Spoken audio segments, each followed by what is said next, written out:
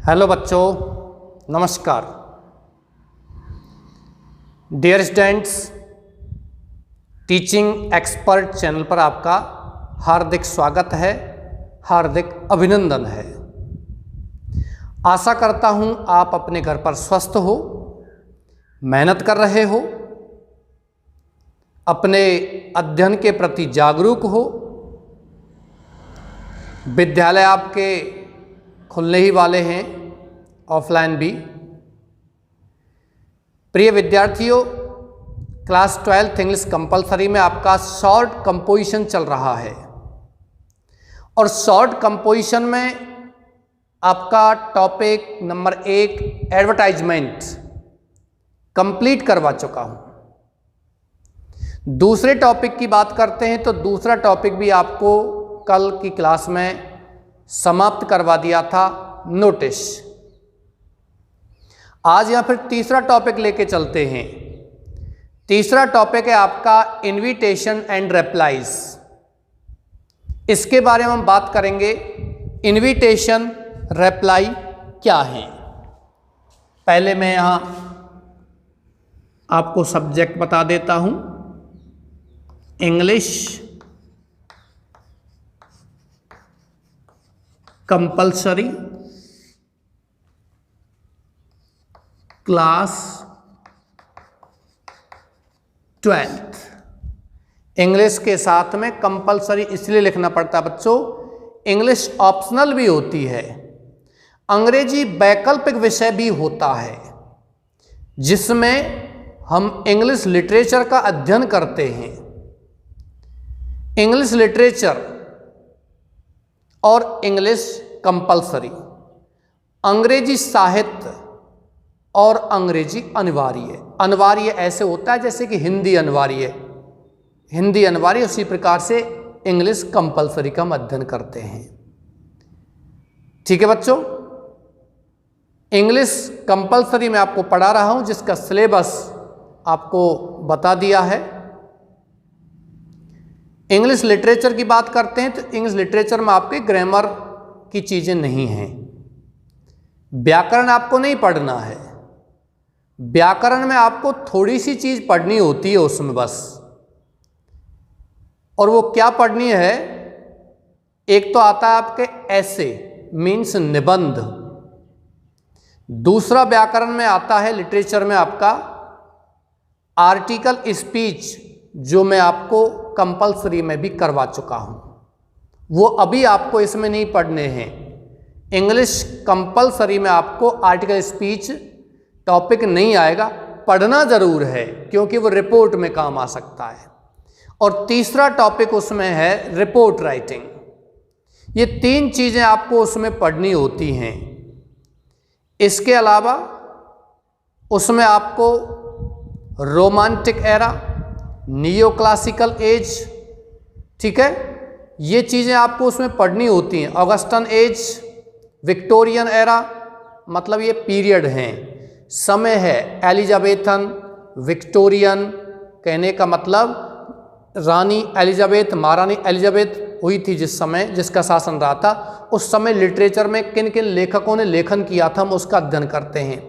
ऐसे Victorian period में अध्ययन करते हैं। रानी विक्टोरिया हुई थी, महारानी विक्टोरिया, उसमें कौन कौन से लेखकों ने अपना योगदान अदा किया था, कौन कौन से लेखन हुए थे, वो हम पढ़ते हैं। इसमें आपको टोटल लिटरेरी टर्म्स और फिगर ऑफ स्पीच पढ़ने होते हैं। फिगर ऑफ स्पीच आपके उसमें नहीं दिए गए, लिटरेरी टर्म्स ही दिए गए हैं, और कौन कौन से लिटरेरी टर्म्स हैं वो आपको पढ़ने हैं। लिटरेरी टर्म्स में आपके जैसे सोनेट हैं, ड्रामा है, ठीक है, ये चीज़ें पढ़नी। फिगर ऑफ स्पीच में आपका अलंकार, सिमली वगैरह, पर्सोनिफिकेशन है, ठीक है, मेटाफर, अलंकार है, फिगर ऑफ स्पीच, या उसमें पढ़ना होता है। आपकी किताब दी गई है, ठीक है, और एक आपका एक वॉल्यूम दिया गया है, ए टाइगर फॉर मालगुड़ी, मालगुड़ी के लिए एक टाइगर, ये एक आपका वॉल्यूम दिया गया R.K. नारायण का, और एक आपकी किताब है। ये भी किताब है, लेकिन ये किताब में एक पार्ट है और वो पूरा पार्ट एक ही किताब का है। कक्षा 11 में आपने पढ़ा होगा इस तरीके से, ठीक है। तो मैं इस लिटरेचर के बारे में ज़्यादा बात नहीं करूँगा, because I am talking about English compulsory here in this class. Okay, in English compulsory we are studying short composition. In long composition we have studied here article speech. You will not get this topic in your examination, but you have to study article and speech because it will help you in report writing. Then other topic is letter writing and passage, compression passage और short composition की बात करते हैं। तो यहाँ आपका चल रहा है एडवर्टाइजमेंट और नोटिस कंप्लीट करवा चुका हूँ। अभी हम बात कर रहे हैं किसके बारे में, invitation and reply. Invitation and reply, ठीक है बच्चों। इनविटेशन का मतलब होता है निमंत्रण और रिप्लाई का मतलब होता है जवाब, आंसर नहीं, ध्यान रखना। आंसर मीन्स होता है उत्तर और रिप्लाई मीन्स होता है जवाब। अब ये जो टॉपिक है आपका, इसमें ध्यान से समझना, इस टॉपिक में आपको इनविटेशन नहीं है। पिछले वर्ष भी इनविटेशन नहीं था, केवल रिप्लाई था। लेकिन उससे पहले एनसीईआरटी के सिलेबस में ही केवल इनविटेशन ही इनविटेशन था।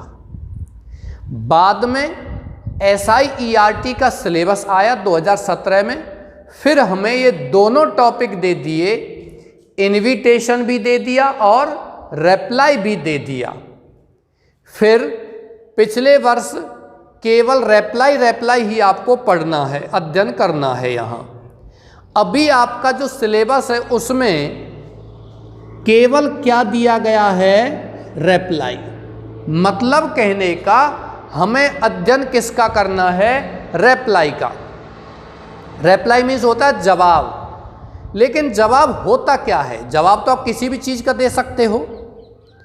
नोटिस निकाला है, नोटिस का भी जवाब दे सकते हो। मैंने आपको टॉपिक कराया है एडवर्टाइजमेंट, विज्ञापन आपने दिया है, वैवाहिक विज्ञापन दिया है, उसमें आपने फ़ोन नंबर लिखा हुआ है, वहाँ भी मैं जवाब दे सकता हूँ। दे सकता हूँ या नहीं दे सकता हूँ, दे सकता हूँ। नोटिस निकाला है प्रिंसिपल सर ने, कोई विद्यार्थी प्रिंसिपल सर को वापस जवाब दे सकता है। लेकिन नहीं, ये रिप्लाई केवल किसका देना है, इनविटेशन का।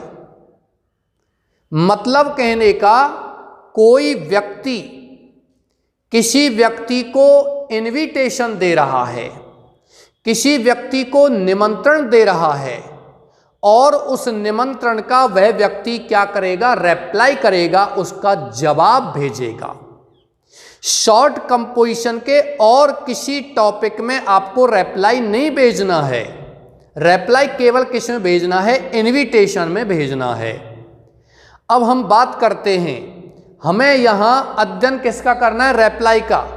पर ध्यान रखिए बच्चों, जब तक आपको ये नहीं पता कि हम इनविटेशन कैसे लिखते हैं, जब तक ये नहीं पता कि इनविटेशन कैसा होता है, तो हम जवाब कैसे भेजेंगे। दूसरी बात, कभी कभी प्रश्न ऐसे नहीं आता है, जैसे कि प्रश्न आ गया कि आपने एक इनविटेशन प्राप्त किया है, आप उसका रिप्लाई भेजो। कभी कभी क्या होता है, प्रश्न में इनविटेशन दे देता है, प्रश्न नहीं देता है। कभी कभी क्या दे देता है, इनविटेशन, निमंत्रण का एक ड्राफ्ट दे दिया। निमंत्रण जानते हो, नो तो कहें, है ना, वो निमंत्रण कहलाता है। इनविटेशन, तो इनविटेशन आपको क्वेश्चन में नहीं दिया, इनविटेशन का कार्ड दे दिया आपको प्रश्न में, ठीक है, इनविटेशन ही दे दिया। अभी आपको उसका रिप्लाई भेजना है, कैसे भेजेंगे पता ही नहीं, because we don't know what is invitation. Then first of all we have to study what is invitation. तो सबसे पहले हम इनविटेशन का थोड़ा सा अध्ययन करेंगे, तभी आपको रिप्लाई समझ में आएगा यदि मैं डायरेक्ट रिप्लाई समझाता हूं तो आपको बहुत ज़्यादा यहाँ प्रॉब्लम आएगी। हालांकि इनविटेशन आपको याद नहीं करना है, केवल समझना है कि इनविटेशन ऐसा आता है और हम उसको रिप्लाई ऐसे देते हैं, क्योंकि परीक्षा में इनविटेशन दिया हुआ आएगा तो आपको रिप्लाई भेजने में आसानी होगी। परीक्षा में हालांकि रिप्लाई आएगा। दूसरी बात, एक बार ऐसा हुआ था बोर्ड एग्जाम में, केवल रिप्लाई दिया गया था। केवल क्या दिया गया था? रिप्लाई दिया गया था आपके सिलेबस में कि रिप्लाई कंप्लीट करना है। अब जिन बच्चों ने रिप्लाई सीखा है वो कंफ्यूज हो गए, क्योंकि परीक्षा में इनविटेशन आ गया। परीक्षा में क्या आ गया? इनविटेशन। मतलब बोर्ड ने बच्चों को रिप्लाई दे दिया प्रश्न में और बच्चों से कह दिया इस रिप्लाई का वापस इनविटेशन भेजो। मतलब आपको जो रिप्लाई दिया है आपने, इसका इनविटेशन क्या है, ऐसे प्रश्न आ जाता है। तो हमें किसी भी टॉपिक में बिल्कुल थोड़ी सी भी जगह नहीं छोड़नी है, हमें अच्छे से प्रत्येक टॉपिक का अध्ययन करना है। तो चलिए इनविटेशन लेते हैं। There are 2 types of invitation. 2 types of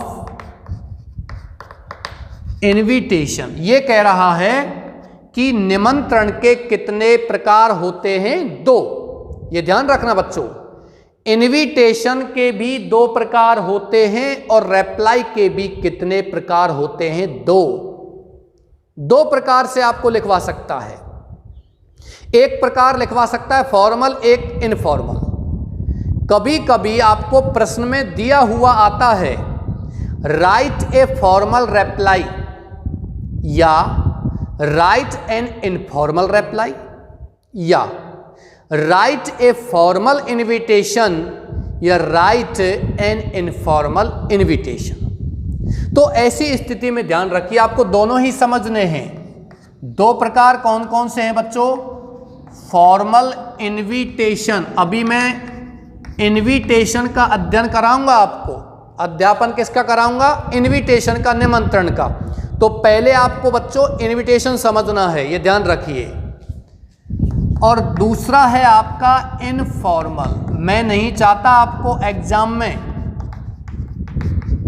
reply के स्थान पर यदि इनविटेशन आ गया तो आप इधर उधर देखें, है ना, दीवारों को देखने लग जाए, ये क्या आ गया? रिप्लाई पढ़ाया था, इनविटेशन क्या चीज़ है? दोनों चीज़ों को अध्ययन कीजिए, इनविटेशन भी और रिप्लाई भी, क्योंकि हमें रिप्लाई किसका भेजना है? इनविटेशन का। मतलब किसी व्यक्ति ने, कोई व्यक्ति किसी फंक्शन का आयोजन कर रहा है और वो व्यक्ति अपने मित्र को निमंत्रण भेज रहा है। अब उस मित्र का फर्ज है कि वो वापस अपने मित्र को रिप्लाई भेजे कि मुझे आपका निमंत्रण मिल गया है और मैं निश्चित समय पर इस समारोह में उपस्थित हो रहा हूं, या मुझे आपका निमंत्रण मिल गया है, मैं इसके लिए आपको धन्यवाद देता हूं, लेकिन मुझे बड़ा दुख है कि मैं आपके निमंत्रण में उपस्थित नहीं हो सकता, अर्जेंट वर्क के कारण, बीमारी के कारण, गोइंग एब्रॉड विदेश जाने के कारण, जो भी आप लिखोगे। सेंडिंग माई ब्लेसिंग्स, मेरे आशीर्वाद में भेज रहा हूं, ऐसे लिखा जाता है बच्चों रिप्लाई। अब तुम्हें और हमें थोड़ा अजीब प्रतीत होता है। क्यों होता है? क्योंकि हमें जब निमंत्रण आते हैं ना, हम उसका जवाब नहीं भेजते हैं। हमें किसी फंक्शन का निमंत्रण आता है तो हम उसका जवाब भेजते हैं क्या? बिल्कुल नहीं भेजते हैं। क्यों नहीं भेजते हैं? क्योंकि हमें निमंत्रण, जो समारोह का आयोजन कर रहा है ना, वो निमंत्रण हमें घर आकर देता है, व्यक्तिगत देता है, और तब हम उससे क्या कहते हैं? भैया तुम्हारे निमंत्रण हम जरूर आएंगे, है ना। आप विद्यार्थी हो, अभी क्लास में अपन पढ़ रहे हैं, है ना, और आपके घर कोई फंक्शन है, आपका जन्मदिन है, और आप वहाँ विद्यालय में हमसे, टीचर से कहते हो गुरुजी मेरा जन्मदिन है, पापा ने कहा है आपका निमंत्रण है और आपको शाम को 7 बजे आना है, 6 बजे आना है, ठीक है। हम तुरंत ही आपको क्या कहेंगे, ठीक है भैया ज़रूर आएंगे। या फिर क्या कहेंगे, भाई मैं आज नहीं आ सकता, मुझे फला जगह जाना है, मैं आपको यहीं बर्थडे विश कर रहा हूँ, आशीर्वाद दे रहा हूँ, बस इतना है। तो हम फिर से कोई निमंत्रण यानी रिप्लाई थोड़ी भेजते हैं, ऐसा होता है अपने यहाँ। इसलिए आपको अजीब लगेगा कि इनविटेशन निमंत्रण आया तो हम जवाब क्यों लिख करके भेजेंगे, ठीक है बच्चों। तो यहाँ मैं आपको फॉर्मल इनविटेशन के बारे में बात कर रहा हूँ। तो फॉर्मल इनविटेशन अपन पढ़ेंगे, कैसे पढ़ेंगे, डायरेक्ट ही लिखना है, डायरेक्ट ही समझना है, मैं आपको घुमा के नहीं ले जाऊँगा। तो यहाँ आपको लिखना है नंबर 1 फॉर्मल इनविटेशन। क्या लिखना है बच्चों, फॉर्मल इनविटेशन मतलब औपचारिक निमंत्रण। मैं फिर बता रहा हूं, निमंत्रण इनविटेशन 2 प्रकार का होता है, फॉर्मल और इनफॉर्मल। रिप्लाई को भूलिए फिलहाल, formal invitation, informal invitation. Formal कहते हैं औपचारिक और इनफॉर्मल कहते हैं अनौपचारिक। औपचारिक का मतलब जिसमें केवल एक फॉर्मलिटी पूरी की जाए, औपचारिकता पूरी की जाए, जिसमें पर्सनल फीलिंग्स नहीं होती हैं। और इनफॉर्मल होता है बच्चों, उसमें पर्सनल फीलिंग्स होती हैं। आपको पता होगा यहाँ कि पर्सनल फीलिंग्स में, जैसे मैंने पत्र लिखाए थे आपको, पत्रों में कैसे लिखाए थे, ऑफिशियल लेटर लिखाए थे, फॉर्मल लेटर लिखाए थे। अब उसमें कोई पर्सनल फीलिंग्स होती है क्या, बिल्कुल नहीं। जैसे कि मैं पत्र लिख रहा हूं कलेक्टर साहब को, तो उसमें मेरी व्यक्तिगत फीलिंग्स कलेक्टर साहब के लिए नहीं होती हैं। लेकिन मैं अपने भाई को निमंत्रण भेज रहा हूं या भाई को लेटर भेज रहा हूं, पत्र भेज रहा हूं, ये मेरा इनफॉर्मल लेटर कहलाएगा। उस पत्र में मेरे भाई के लिए व्यक्तिगत भावनाएं होती हैं, ठीक है। तो ऐसे ही ये फॉर्मल इनविटेशन है। तो इस इनविटेशन का अपन क्या पढ़ेंगे, प्रारूप, प्रोफॉर्मा। मैं आपको इसे प्रारूप से ही समझा दूंगा और एक क्वेश्चन नीचे लिखेंगे तो आपकी समझ में आ जाएगा, ठीक है। तो सबसे पहले आप क्या लिखोगे यहां, इनविटेशन। क्या लिखोगे बच्चों, इनविटेशन या इनविटेशन कार्ड। इनविटेशन या इनविटेशन कार्ड। नियम तो इनविटेशन कार्ड का है, लेकिन हम परीक्षा दे रहे हैं। हम क्या दे रहे, परीक्षा। तो हमें इनविटेशन कार्ड नहीं लिखना है यहाँ, हमें क्या लिखना है, इनविटेशन। अब आपका प्रश्न हो सकता है कि सर इनविटेशन कार्ड लिख दिया तो क्या हमारा नंबर कट जाएगा, बिल्कुल नहीं। आप इनविटेशन नहीं लिखें तो भी नंबर नहीं कटेगा। लेटर लिखते समय लेटर नहीं लिखें ऊपर तो भी नंबर नहीं कटेगा। लेकिन अच्छा है एग्जामिनर को पता हो कि इस बच्चे ने इस टॉपिक के बारे में यहां लिखा है। तो सबसे पहले क्या लिखोगे बच्चों, मिस्टर एंड मिसेज प्लस आयोजनकर्ता का नाम। आयोजनकर्ता का नाम, ये आपको बीचों बीच लिखना है। थोड़ी जगह इधर छोड़नी है और थोड़ी सी जगह इधर छोड़नी है, वही ड्राफ्ट तैयार करना है। क्योंकि बच्चों प्रश्न आता है ना, उस प्रश्न में भी राइट कम लिखा हुआ आता है, ऐसे नहीं आता राइट एन इनविटेशन। क्या आता है, ड्राफ्ट एन इनविटेशन। और जब ड्राफ्ट आता है तो आपको फिर ये लिखना होता है, ड्राफ्ट बनाना पड़ता है, प्रारूप बनाना पड़ता है। तो आपको सबसे पहले क्या लिखना है, मिस्टर एंड मिसेज आयोजनकर्ता का नाम। मिस्टर एंड मिसेज का मतलब श्रीमान और श्रीमती। ये मैं हिंदी की बात कर रहा हूं बच्चों। बाकी हिंदी के जो कार्ड होते हैं, हमारे तुम्हारे एक निमंत्रण पत्र होते हैं, उसमें श्रीमान और श्रीमती नहीं होता है, श्रीमती और श्रीमान होता है। मतलब पहले औरत का जिक्र किया जाता है, औरत का जिक्र किया जाता है, श्रीमती पहले आता है, श्रीमान बाद में आता है। लेकिन इंग्लिश का कार्ड है, अंग्रेजी में ऐसा कुछ नहीं है कि आपने मिस्टर या मिसेज ऐसे पहले मिसेज क्यों नहीं लिखा। अंग्रेजी में ऐसा नहीं है, ये हमारी केवल भारतीय संस्कृति में ही ऐसा है कि हम, या हमारी संस्कृति में नारियों को पहले रखते हैं इस तरह के अनुष्ठानों में, इस तरह के कार्यों में, फंक्शंस में। और ये है भी इस तरह के नहीं बच्चों, सभी फंक्शन में, सारी चीज़ों में एक पुरुष का जब नाम लिखा जाता है तो उससे पहले भी श्री लिखा जाता है। श्री फलाना ढेंका जो भी है। श्री का मतलब लक्ष्मी, औरत लक्ष्मी का रूप होती है। ये भारतीय संस्कृति में है ऐसा। तो यहाँ ये संस्कृति नहीं है, अब इंग्लिश भारतीय संस्कृति थोड़ी है भाई। आप मिस्टर एंड मिसेज के स्थान पर मिसेज एंड मिस्टर लिखने का प्रयास ना करें। मिस्टर एंड मिसेज आयोजनकर्ता का नाम प्रश्न में दिया हुआ आएगा। इनविटेशन पढ़ा रहा हूं, प्रश्न में दिया हुआ आएगा। आप यू आर मिस्टर के मालपानी। आप कौन हो? के मालपानी हो। मालपानी का मतलब गोत्र है भाई, हंसने की आवश्यकता नहीं है। मालपानी गोत्र होता है वास्तविकता में, है ना। वो मालपानी खाने पीने का मालपानी नहीं है। तो ये जैसे कि आपको क्वेश्चन में आता है, यू आर के मिश्रा, यू आर के अग्रवाल, यू आर डी के बंसल, यू आर डी के मलिक, जो भी क्वेश्चन आता है। You are organising your son's marriage, आप अपने पुत्र की शादी का आयोजन कर रहे हो।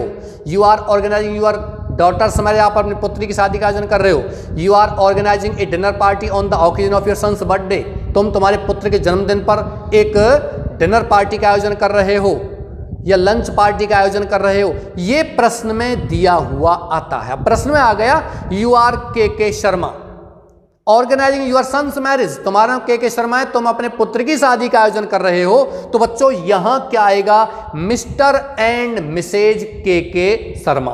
क्लियर? बताइए कोई प्रॉब्लम हो तो। सबसे पहले आप यहां क्या लिखोगे? जो व्यक्ति दिया गया है उस व्यक्ति का क्या लिखोगे? आप आयोजन जो कर रहा है, फंक्शन का आयोजन कर रहा है, उसका नाम लिखते हैं। आपने हमारे घरों में निमंत्रण आते हैं, फंक्शन करते हैं, आपने देखा होगा। जो व्यक्ति फंक्शन का आयोजन कर रहा है, मतलब पुत्र या पुत्री के माता पिता का ऊपर नाम लिखते हैं या दादा दादी का नाम लिखते हैं। ठीक है, लिखते नहीं लिखते हैं? तो आपको यहां लिखना है श्रीमान और श्रीमती प्लस आयोजनकर्ता का नाम, जो व्यक्ति फंक्शन का क्या कर रहा है? आयोजन कर रहा है। और उसके नीचे ये कैपिटल लेटर्स में लिखना है भाई, उसके नीचे थोड़े छोटे अक्षरों में क्या लिखना है? रिक्वेस्ट द प्लेजर ऑफ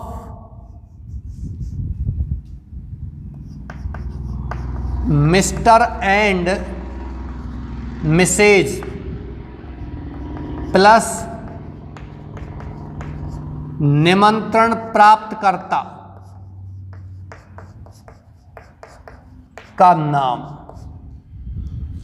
निमंत्रण प्राप्तकर्ता का नाम मतलब समझ गए आप? रेप्लाई भेजने वाले का नाम। भाई रेप्लाई कौन भेजेगा? जिसको निमंत्रण मिला है।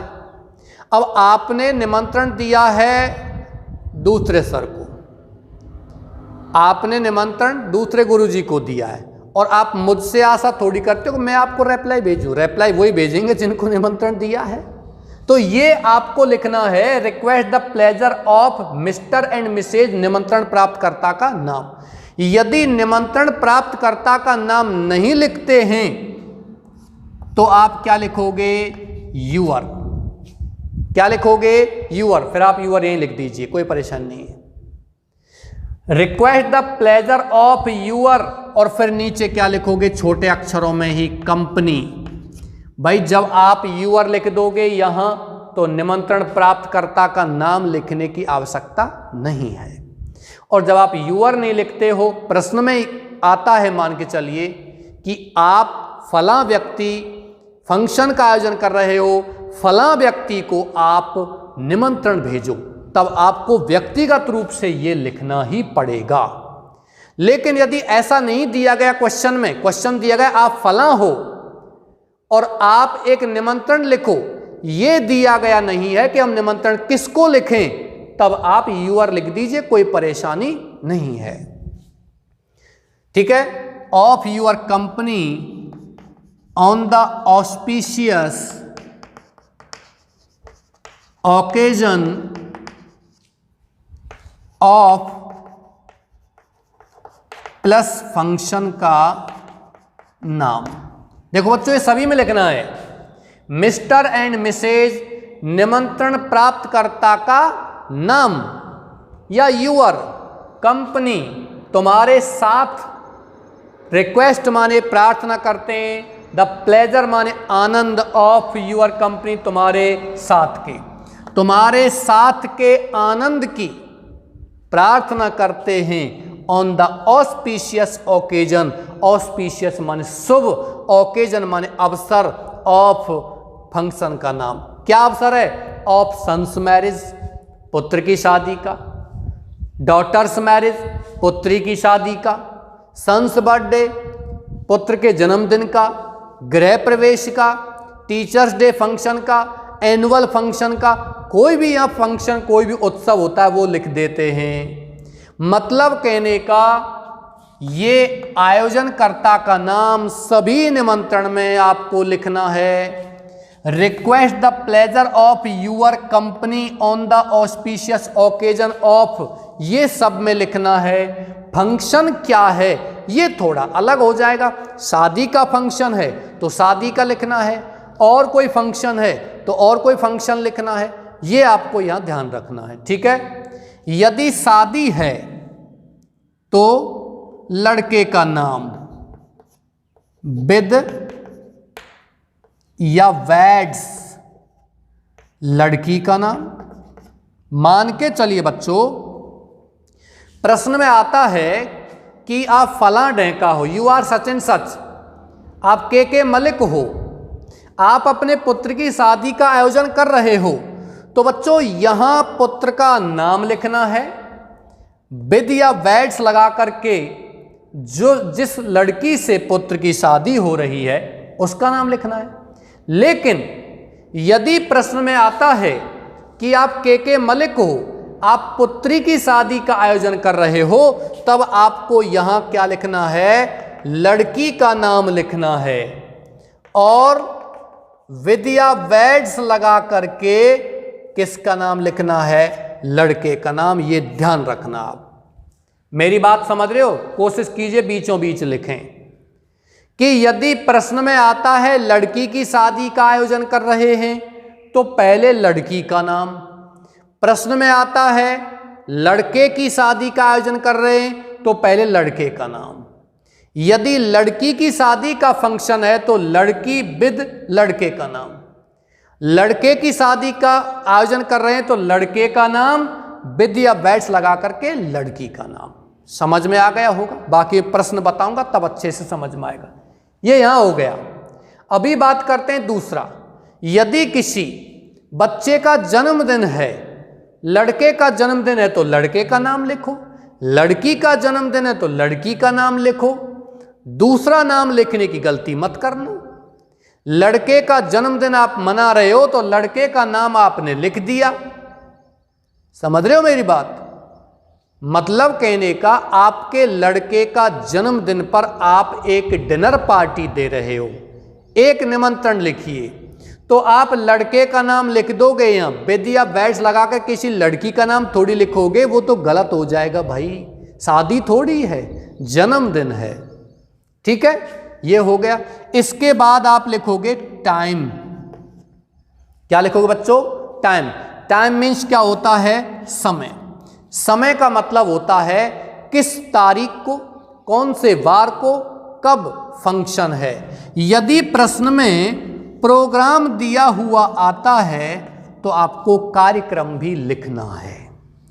यदि प्रश्न में कार्यक्रम नहीं दिया गया, प्रश्न में आता है ड्राफ्ट एंड इनविटेशन, एक निमंत्रण लिखो, तो सीधा लिख दीजिए ऑन संडे इतने तारीख को एट 8 PM, शाम को 8 बजे, बस। और यदि किसी शादी का आयोजन कर रहे हो और प्रश्न में यदि पूरा प्रोग्राम दिया गया है, लग्न है, चाक भात वगैरह सब कुछ है ना, महिला संगीत वगैरह, बारात वगैरह सब कुछ दिया गया, फिर आपको पूरा प्रोग्राम लिखना पड़ेगा। इस तरह का क्वेश्चन सन 2008 में आया था बच्चों, जिसमें आपको पूरा का पूरा प्रोग्राम दिया गया था। यदि प्रोग्राम आपको दिया हुआ नहीं आता है तो जरूरत ही नहीं है, बिल्कुल। प्रोग्राम आपको दिया हुआ नहीं आता है तो जैसा आपको लिखा हुआ है सीधा लिख दीजिए, केवल आपको उस दिन लिखना है, डेट लिखनी है और आपको समय लिखना है कि सुबह फंक्शन है या शाम को फंक्शन है। इतना ज़रूर ध्यान रखना, क्वेश्चन में डिनर पार्टी आ जाता है तो शाम को, और क्वेश्चन में ऐसा प्रोग्राम दिया नहीं है कि कब फंक्शन है ना, और क्वेश्चन देगा डिनर पार्टी, तो ध्यान रखना है शाम का ही समय आपको लिखना है, क्योंकि डिनर शाम के भोजन को ही कहते हैं। क्वेश्चन में आ गया लंच पार्टी, तो लंच पार्टी का मतलब होता है दोपहर की दावत। पार्टी मीन्स होता है बच्चों दावत, फीस्ट। यदि इस तरीके से प्रश्न में आ जाता है कि लंच पार्टी, तो फिर आपको जो टाइम लिखना है वो दोपहर का लिखना है, शाम को नहीं लिखना है। बच्चों ध्यान रखिए, सुबह जो हम कुछ खाते हैं, भोजन करते हैं या हल्का फुल्का खाते हैं, जूस पीते हैं, ड्राई फ्रूट्स खाते हैं, दलिया खाते हैं, या बहुत से बच्चे रोटी खा लेते हैं डायरेक्ट, तो वो आपका कहलाता है ब्रेकफास्ट। और ब्रेक मीन्स होता है बच्चों तोड़ना, और फास्ट मीन्स उपवास। आप रात भर भूखे रहते हैं, उस उपवास को आप सुबह तोड़ रहे हो, वो ब्रेकफास्ट है। दोपहर को जो भोजन करते हैं वो लंच कहलाता है। दोपहर का भोजन 10 बजे, 11 बजे, 12 बजे, 1 बजे जो भी है। फिर बाद में कभी आपको भूख लगती है, उसको बोलते हैं 3 बजे, 4 बजे, 5 बजे आप कुछ हल्का फुल्का खा लेते हैं, नमकीन बिस्किट खा लेते हैं, उसको बोलते हैं बच्चों रिफ्रेशमेंट। रिफ्रेशमेंट माने भी नाश्ता होता है, लेकिन उसको रिफ्रेशमेंट बोलते हैं क्योंकि जो कुछ हल्का फुल्का खाते हैं अन्य किसी समय पर सुबह के अलावा, तो वो रिफ्रेशमेंट कहलाता है, क्योंकि वो हमारे शरीर को तरोताज़ा कर देता है। भोजन जो होता है बच्चों वो हमारे शरीर को ऊर्जा प्रदान करते हैं। 2 चीज़ होती हैं जो हमारे शरीर को ऊर्जा देती हैं, एक तो है आपकी नींद और दूसरा है भोजन। नींद और भोजन से हमें ऊर्जा मिलती है। यदि ये दोनों चीज़ ना हो तो इंसान जीवित नहीं रह सकता अधिक समय तक। जब तक उसके शरीर में ताकत है, ऊर्जा बनी हुई है, तो वो चलता रहेगा, क्योंकि ये चीज़ें आपको पुनः भरण करती हैं, रिचार्ज करती है, पुनर्भरण करती हैं। ठीक है बच्चों। और शाम को जो भोजन होता है उसको कहते हैं डिनर, ब्यारू जिसको कहते हैं। और उसके बाद जो भोजन करते हैं उसको सुपर बोलते हैं, लेकिन उसके बाद भोजन नहीं करते हैं तो डिनर को ही सुपर बोल देते हैं। ठीक है, चलिए बात करते हैं। तो ये टाइम है, प्रोग्राम आपको लिखना है। यदि क्वेश्चन में दिया हुआ आता है तो, प्रोग्राम नहीं आता है तो टाइम डायरेक्ट समय लिख दीजिए। इसके बाद बच्चों लिखना है वेन्यू। वेन्यू का मतलब होता है स्थान। वेन्यू का मतलब क्या होता है बच्चों? स्थान। मतलब आप ये फंक्शन किस जगह पर आयोजन कर रहे हो। घर पर आयोजन कर रहे हो तो लिखना है एट रेजिडेंस। क्या लिखना है? At residence. क्या लिखना है? एट रेजिडेंस, निवास स्थान पर। ठीक। और यदि आप, मैं लिख देता हूं एट रेजिडेंस, निवास स्थान पर। वेन्यू का मतलब स्थान, निवास स्थान पर ही आप आयोजन कर रहे हो तो वो लिख एट रेजिडेंस लिख देना बस। और यदि निवास स्थान पर आप आयोजन नहीं कर रहे हो, किसी मैरिज होम में आयोजन कर रहे हो, किसी होटल में फंक्शन का आयोजन कर रहे हो, तो फिर आपको किसी मैरिज होम या होटल का नाम लिखना पड़ेगा। होटल या मैरिज होम, मैरिज होम या मैरिज पैलेस जो भी है, ये आपको वेन्यू में लिखना होता है। ये आप सारी चीज़ें उतारते चलिए, ये प्रारूप इस तरीके से बनाना है। ठीक है। और इसके बाद बात करते हैं बच्चों, नीचे इधर आपने स्थान लिख दिया एट रेजिडेंस, या किसी मैरिज होम का नाम लिख दिया, या किसी होटल का नाम लिख दिया है। उसके नीचे इधर की साइड में इस कॉर्नर पर आप लिखोगे RSVP। क्या लिखोगे बच्चों? RSVP। इस कॉर्नर में लिखना है नीचे। RSVP का मतलब होता है रेस्पॉन्सिल वाउज प्लेट। रेस्पॉन्सिल वाउज प्लेट इसका पूरा नाम होता है, जिसका मतलब होता है यदि उत्तर देना चाहो तो यहां दें। मतलब कोई व्यक्ति निमंत्रण का उत्तर भेजेगा, जवाब देगा तो यहां इस पते पर देगा। मतलब RSVP में आपको लिखना है प्रेषक यानी कि आयोजनकर्ता का पता, मोबाइल नंबर यहां लिखना है। ठीक है। RSVP, अभी मैंने इसका फुल फॉर्म बताया था।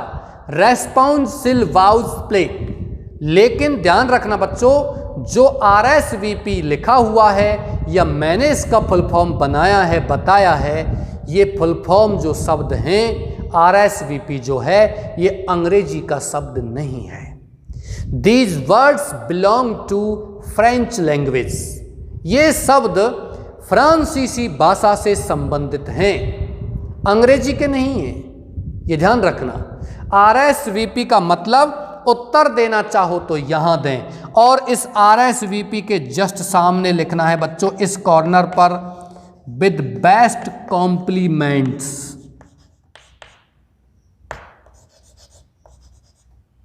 विद बेस्ट कॉम्प्लीमेंट्स नहीं लिखना चाहते तो विशेष, विद बेस्ट विशेष या with best compliments from all family. पूरे परिवार की तरफ से। मेरा ये इस ड्राफ्ट से बाहर निकल गया है ना। आपको थोड़ा सा इधर लिखना है, मतलब अंदर ही आना चाहिए ये। मैं क्वेश्चन लिखूंगा तब आपको पूरा बता दूंगा। विद बेस्ट विशेष लिखो। विद बेस्ट विशेष नहीं लिखते हो तो लिखिए विद बेस्ट कॉम्प्लीमेंट्स ऑफ या फ्रॉम। दोनों प्रपोजिशन में से कोई प्रपोजिशन आप लिख सकते हो, ऑफ लिख सकते हो या फ्रॉम लिख सकते हो। ऑफ ऑल फैमिली या from all family and friends and small children. बच्चों का नाम लिखना चाहते हो लिख सकते हो, एंड रिक्की टिक्की निक्की जो भी कुछ लिखोगे आप। छोटे छोटे बच्चों का नाम लिखना चाहते हो, एक दो बच्चों का नाम लिख दीजिए, कोई दिक्कत नहीं है। एंड फ्रेंड्स लिख सकते हो, एंड रिलेटिव्स लिख सकते हो।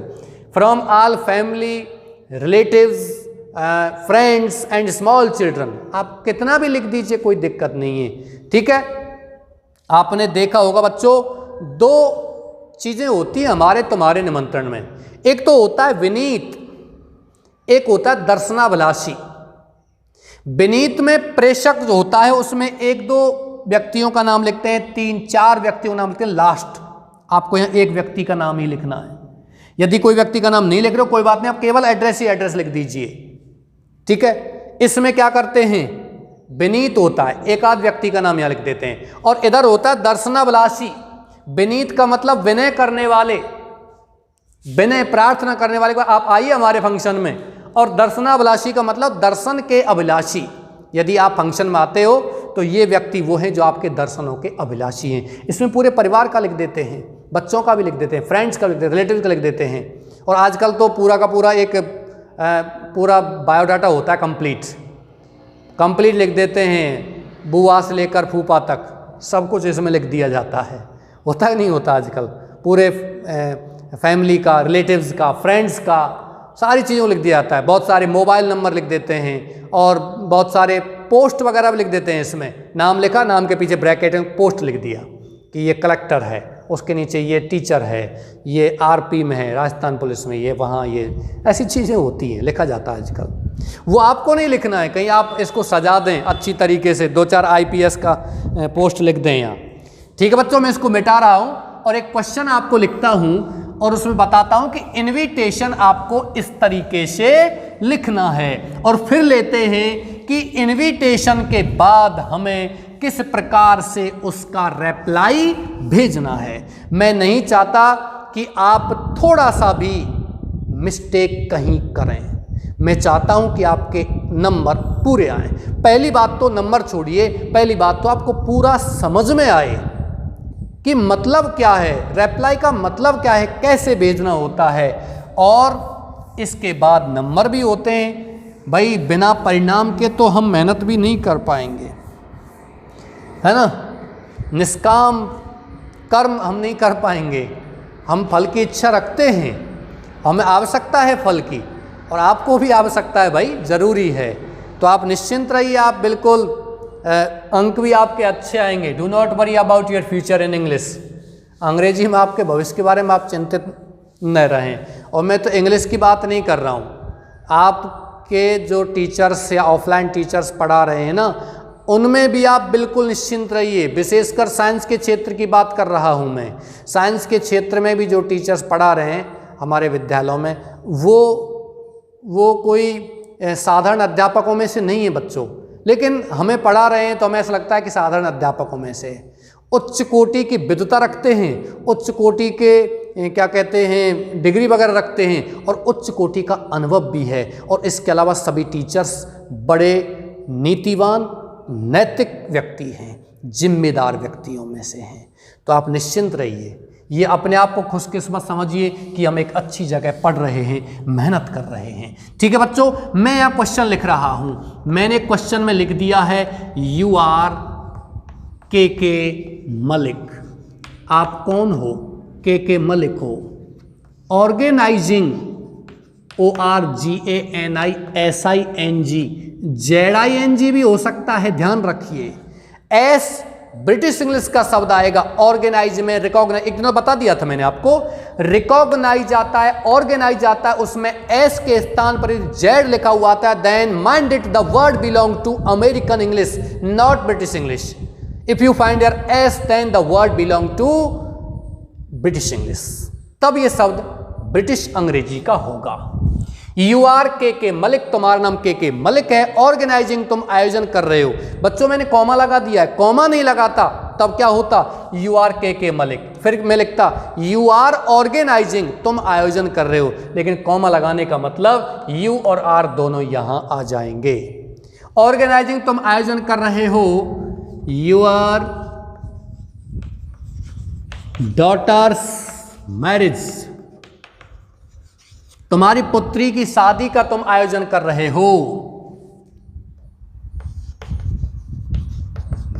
ड्राफ्ट एन इनविटेशन, एक इनविटेशन ड्राफ्ट कीजिए। मैंने आपको उस दिन बताया था ना, ड्राफ्ट का मतलब होता है बच्चों प्रारूप बनाना। और जब इनविटेशन में ड्राफ्ट आ जाता है, मैरिज आपको दिख रहा है या नहीं दिख रहा? MARRIAGE, ई नजर आ रहा है ना, ये ई है, हाँ ठीक है, और इसमें फुल स्टॉप लगा हुआ है यहाँ। ठीक है, चलिए मैं इसको फिर से लिख देता हूँ, MARRIAGE, मैरिज।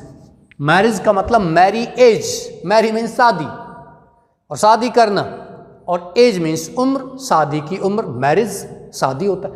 ठीक है, तो देखते हैं बच्चों, क्वेश्चन को देखिए। यू आर के मलिक, तुम्हारा नाम के मलिक है, तुम अपनी पुत्री की शादी का आयोजन कर रहे हो। एक इनविटेशन का ड्राफ्ट तैयार कीजिए, प्रारूप तैयार कीजिए। तो मैंने बताया था कि हम ड्राफ्ट शब्द आ जाता है तो वो इनविटेशन या रिप्लाई फॉर्मल माना जाएगा। यदि क्वेश्चन में ड्राफ्ट आता है, पहली बात तो सुनिए, यदि प्रश्न में आता है राइट ए फॉर्मल इनविटेशन या फॉर्मल रिप्लाई, तो फॉर्मल लिखना है। आता है इनफॉर्मल इनविटेशन या इनफॉर्मल रिप्लाई, तो इनफॉर्मल लिखना है। यदि ना तो फॉर्मल आता है लिखा हुआ, ना इनफॉर्मल आता है, तब क्या करना है?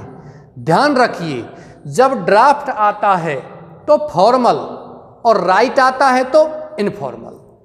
ठीक है, अभी यहां अपन एक इनविटेशन का प्रारूप तैयार करते हैं। ठीक है बच्चों, ये हो गया आपका प्रारूप। इसमें सबसे पहले आप लिखोगे आयोजनकर्ता का नाम। अब मुझे ये बताइए, जो कौन सा व्यक्ति है क्वेश्चन में दिया गया है जो किसी फंक्शन का आयोजन कर रहा है? कौन कर रहा है फंक्शन का आयोजन? के मलिक। तो आप थोड़ी जगह छोड़िए, ऊपर से भी थोड़ी जगह, साइड में से थोड़ी जगह, और आपको कैपिटल लेटर्स में लिखना है मिस्टर एंड मिसेज, एंड इसी तरीके से बना लीजिए मिसेज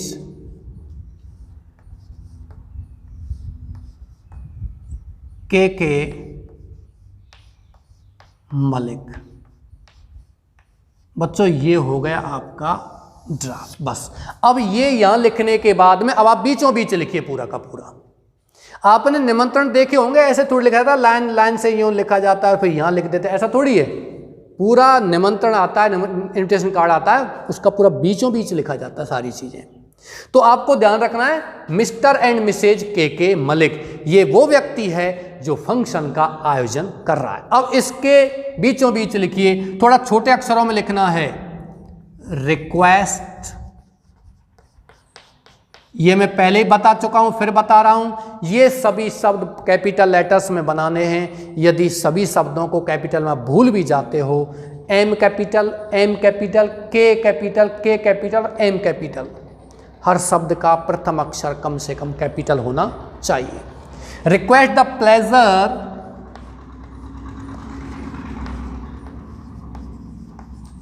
ऑफ यूअर। अब मैंने यहां प्रश्न में ऐसा कुछ दिया हुआ नहीं है कि आप निमंत्रण फला व्यक्ति को भेजिए, कुछ दिया हुआ है क्या? बिल्कुल नहीं।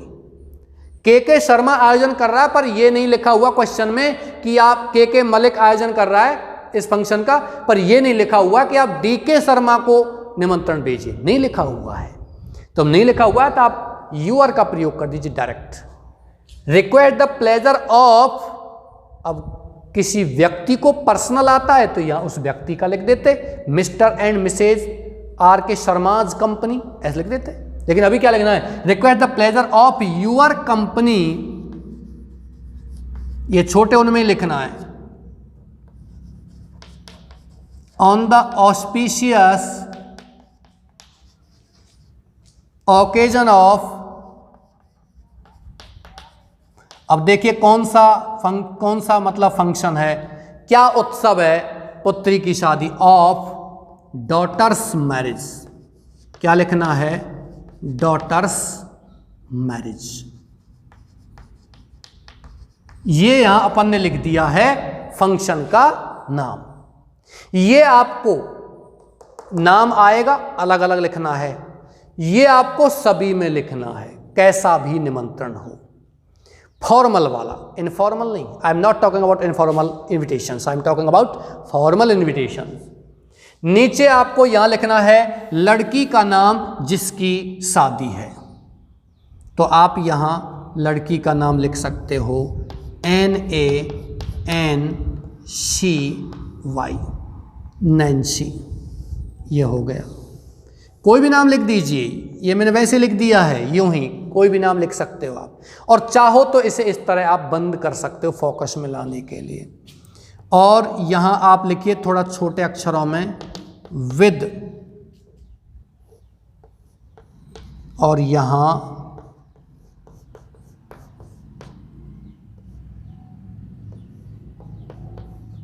माइकल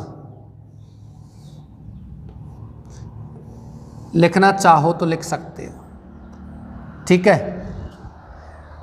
के मलिक है या नाम इसी संबंध तो ठीक है, माइकल है ये भी ठीक है, बाकी ये नाम हिंदी नाम है, ये नाम आप कोई और नाम लिखने की कोशिश ना करें, लिख देते हो तो गलत नहीं है। जरूरी थोड़ी है कि ये व्यक्ति है, इस व्यक्ति से पुत्री की शादी नहीं कर सकता, ऐसा नहीं है, ध्यान रखना। मैंने तो यूं ही लिख दिए, आप चाहो जो नाम लिख सकते हो, इसमें कोई परेशानी नहीं है, ठीक है। इसके बाद आप ब्रैकेट में माइकल के नीचे इसके पिता का नाम लिख सकते हो, सन ऑफ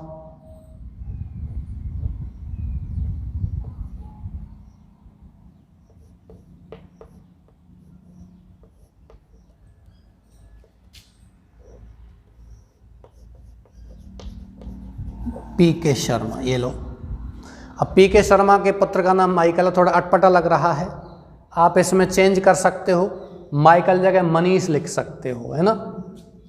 मैं इसमें चेंज कर देता हूँ, आपको अजीब सा लगेगा, MANISH, ठीक है, क्योंकि ये उचित नहीं लगेगा। माइकल कुछ नाम क्रिश्चियन जैसा नाम है, और यहाँ पिता का नाम है वो PK शर्मा, हिंदी नाम है।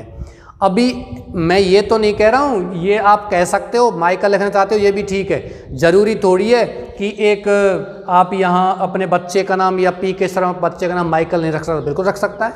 मैंने तो यहाँ देखा है कठूमर में ही एक व्यक्ति का नाम कुछ था हिंदी में, और अपने पुत्र का नाम उसने रोनाल्डो रख लिया है, एक बैकहम नाम रख लिया था उसने, अभी मैंने पढ़ाए थे दोनों बच्चे, तो ये नाम कुछ भी हो सकता है, ये कोई बात नहीं है। इसके नीचे बच्चों अपन लिखेंगे टाइम। टाइम मतलब समय, कौन सा समय है उनकी शादी वगैरह का, तो वो आपको लिखना है यहाँ टाइम। प्रोग्राम लिखने की आवश्यकता नहीं है, ऑन संडे,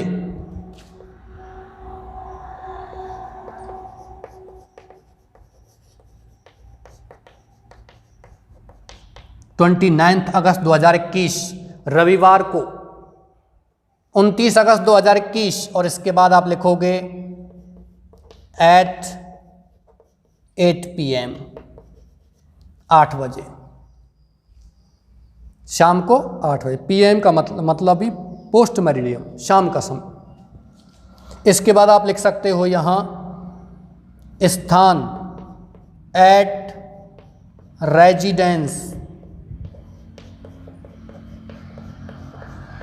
क्योंकि प्रश्न में ऐसा दिया हुआ नहीं है कहीं भी कि आप पुत्री की शादी का आयोजन निवास स्थान पर कर रहे हो या किसी होटल में कर रहे हो या किसी मैरिज होम में कर रहे हो, ऐसा दिया गया नहीं है।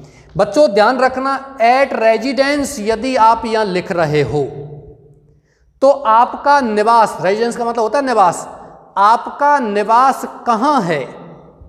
यदि आपने एट रेजिडेंस लिखा है तो आपका निवास स्थान कहां है ये इसके नीचे लिखने की जरूरत नहीं है।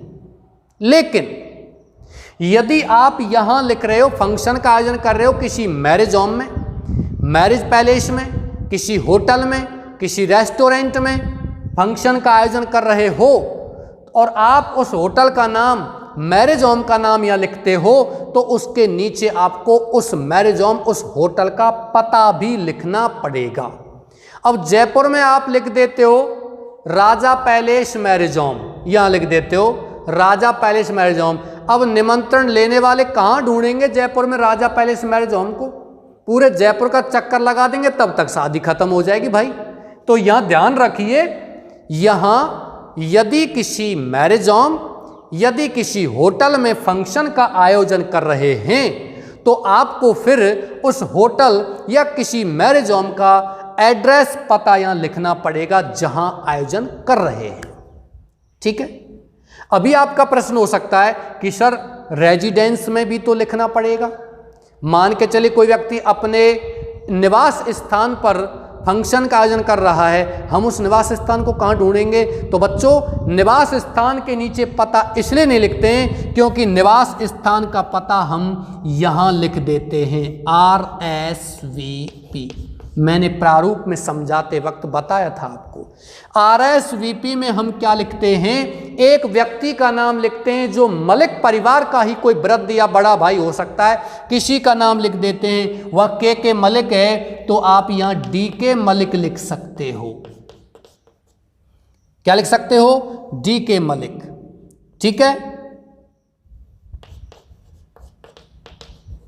Station road Kherli. ठीक है भाई, मैं इसको यहां बंद कर देता हूं। आपको यहां नजर नहीं आ रहा है क्या? और यहां आप मोबाइल नंबर लिख दीजिए कोई भी 9983370384, जो भी आप लिखोगे वो नाम लिख दीजिए। अभी आपका प्रश्न हो सकता है कि क्या इसमें RSVP में DK मलिक या मलिक परिवार का कोई व्यक्ति लिखना आवश्यक है, जरूरी है? बच्चों बिल्कुल नहीं। RSVP में एड्रेस लिखना अति आवश्यक है। जहां जो व्यक्ति इस फंक्शन का आयोजन कर रहा है उसका पता लिखना अति आवश्यक है। हां, आप चाहो तो इस व्यक्ति से संबंधित उसके परिवार का, मलिक परिवार का कोई व्यक्ति का नाम भी लिख सकते हो, जो इसका पिता भी हो सकता है, मतलब इस बच्ची का दादाजी हो सकता है, इसका ताऊजी हो सकता है, वो मलिक, वो भी मलिक होगा, उसको आप यहां लिख सकते हो। ये विशेष ध्यान रखिए। और नहीं लिखना चाहते कोई बात नहीं, लेकिन ये आपको एड्रेस है, ये अति आवश्यक है। अब आपकी समझ में आ गया? RSVP एट रेजिडेंस, निवास स्थान पर यदि हम अपने फंक्शन का आयोजन कर रहे हैं तो निवास स्थान का पता लिखने की इसलिए आवश्यकता नहीं होती क्योंकि हम निवास स्थान का पता यहां RSVP में लिखते ही लिखते हैं। अब आपका प्रश्न बनता है कि क्या इस जगह पर हम किसी मैरिज होम का नाम लिखते हैं? ठीक है, इस जगह पर हम किसी मैरिज होम का नाम लिख देते हैं, तो क्या मैरिज होम के नीचे हम पता लिखेंगे? बिल्कुल लिखेंगे।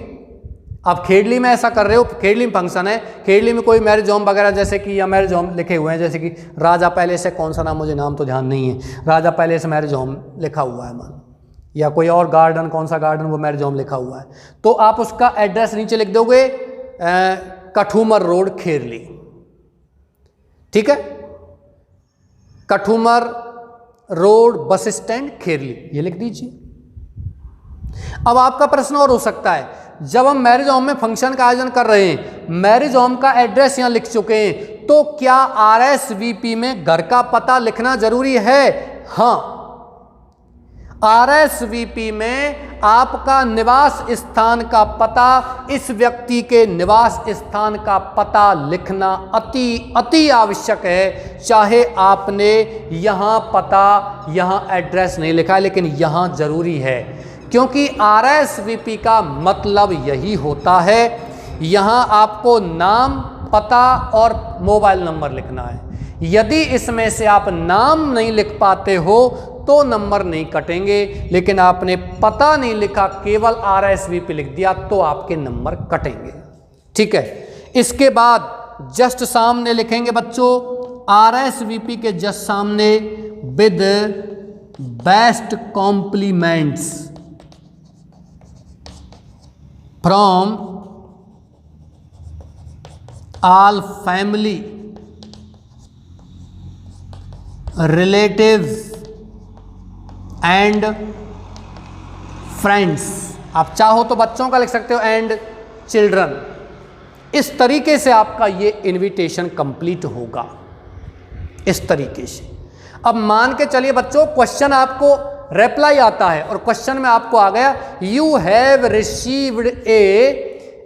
रिसीव्ड एन इनविटेशन फ्रॉम के मलिक्स डॉटर्स मैरिज, या ऑफ मिस्टर के मलिक्स डॉटर्स मैरिज। श्रीमान के मलिक की पुत्री की शादी का आपको इनविटेशन मिला है। राइट ए रिप्लाई, आप एक रिप्लाई भेजो, या तो क्वेश्चन ऐसे आएगा।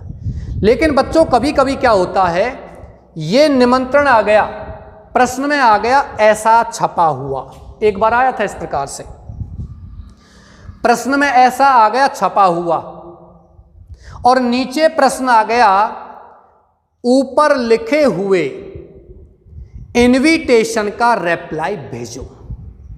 Send A reply, right A reply, draft A reply off the above invitation, ऐसे लिखा हुआ आएगा कि ऊपर लिखे हुए इनविटेशन का रिप्लाई भेजो, जवाब भेजो। तब तुम क्या करोगे, तब भी तुम्हें यह समझना पड़ेगा। समझ में आ गया?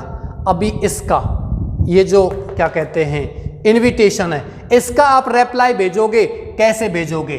मिस्टर एंड मिसेज के मलिक नहीं लिखोगे आप, क्योंकि ये तो निमंत्रण देने वाला है, इसने निमंत्रण हमें दिया है, तो हम यहां क्या लिखेंगे, अपना स्वयं का लिखेंगे। मिस्टर लिख दीजिए तब भी सही है, रिप्लाई भेजने में मिस्टर या मिस्टर मिसेज दोनों लिख देते फिर भी सही है। इसके बारे में हम नेक्स्ट क्लास में बात करेंगे, लेकिन इसमें मैं आशा करता हूं कि आपको समझ में आ गया होगा। इनविटेशन तो ये जो लिखा जाता है ये होता है निमंत्रण, इनविटेशन भेजने वाले का, जो आयोजन करता है इनविटेशन किसी फंक्शन का। मतलब ये जो है कोई व्यक्ति जो फंक्शन का आयोजन कर रहा है उसको लिखते हैं, वो लिखा जाता है यहाँ।